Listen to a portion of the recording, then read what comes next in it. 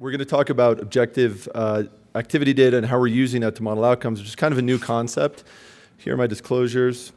So I'm going to start with a premise, and that premise is that our current methodology of assessing outcomes is flawed.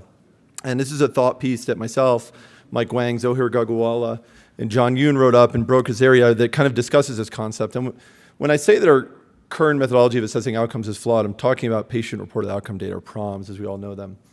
And I don't expect you guys to all read that paper and all that fine print right now. I'm going to summarize it for you. Basically, there's a number of issues that we believe exist with this data. The first is that we all know it's a limited data set, right? We collect this data, if we're lucky, at 3, 6, 9, 12 months, right? We know absolutely nothing about the patient in between those periods of time. The second is that there's 100 different PROM measures, and they're non-fungible. In other words, I can't really compare apples to apples, a study that uses ODI to one that uses VAS, to one that uses SF36, right? We know that demographics influence completion. In other words, there's certain socioeconomic groups that are being less represented in these surveys. They're very cumbersome to collect, and we know you need resources like staff and people that are calling the patients and sitting with them and actually getting this data.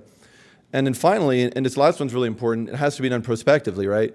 If we have a clinical question that we come up with today, we can't go back and get an SF36 pre-op, 3 months pre-op, right? There's too much bias there, right? So then we have to wait a year, we have to do the study.